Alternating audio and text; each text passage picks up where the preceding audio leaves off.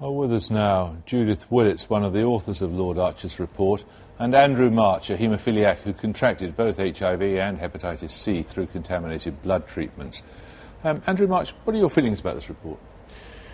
Well, I welcome the report as a very important milestone, but there are some aspects of it that I would like to have seen go further than they have. Specifically? Blame, the distribution of blame, or, if that was counterproductive, perhaps we could just, suggest what areas could have been improved in more detail. Judith Willets, did the Department of Health cooperate with you in this report? They refused to give oral evidence. They cooperated in the production of certain documents. Did they produce all the documents you wanted? I don't know, because there was some, we believe there was some missing, so we don't know what we didn't see. There were quite a lot missing, apparently, according to various people who knew, yes. Like Lord Owen, for example. There were ministerial documents that went missing as well. Did the Health Secretary, Kenneth Clarke, testify to you? No, he didn't, no. Would you have liked him to? We did extend invitations to the department and to ex-members of the department to take part, but the line was always that they had never felt that it was appropriate to have a statutory inquiry, so they didn't feel it was appropriate to present evidence to our inquiry. I don't want to suggest your effort was a waste of time, because clearly it wasn't, but it is not a comprehensive answer to what happened then, is it? No, we've tried to examine the evidence that we were party to. It isn't a full picture. One of the problems that we encountered was the fact that the problem began such a long time ago. You're talking about, 30 years ago. And many of the people we'd have liked to speak to, and many of the recollections of those people, many of them are actually not even alive anymore. Some of them are not alive, and plenty of them are alive. And plenty of documents have strangely disappeared. Yes, we've said that we haven't got access to all the documents, but we were provided You're told with, some of them don't exist, isn't that the case? Or can't be found?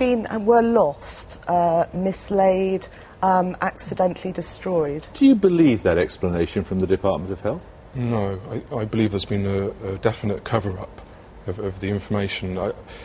Various documents weren't released in the FOI that came directly from the department. Campaigners had to source these documents under their own initiative.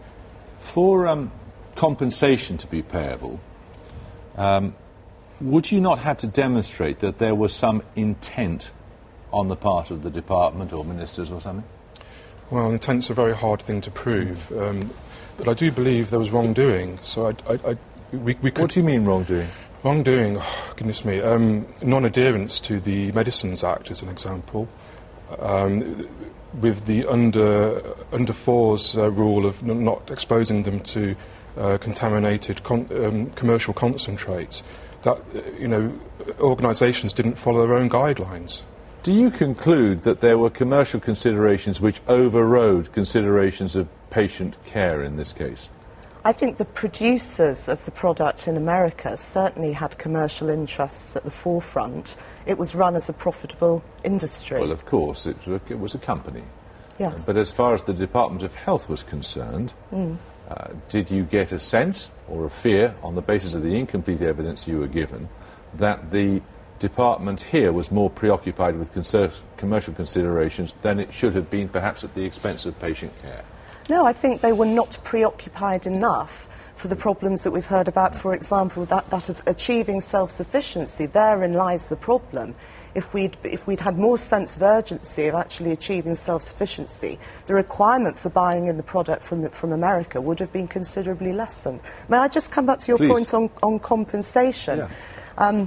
I do think that there are plenty of precedents for compensation being paid out with any admission of liability whatsoever.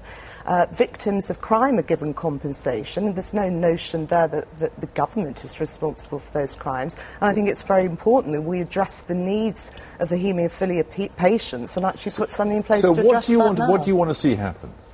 I would like to see the recommendations of the report implemented.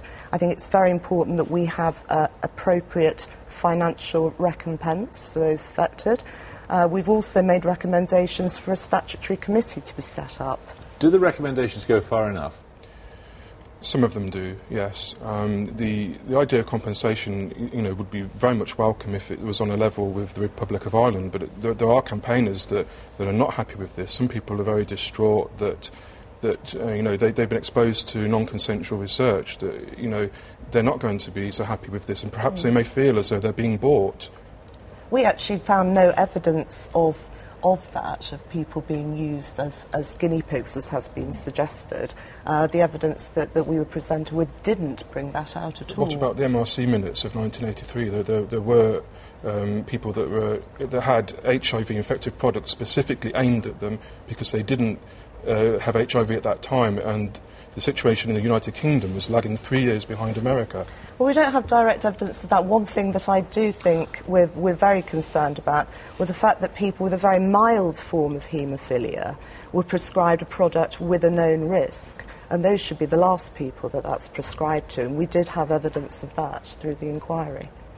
Thank you both very much indeed. Thank you.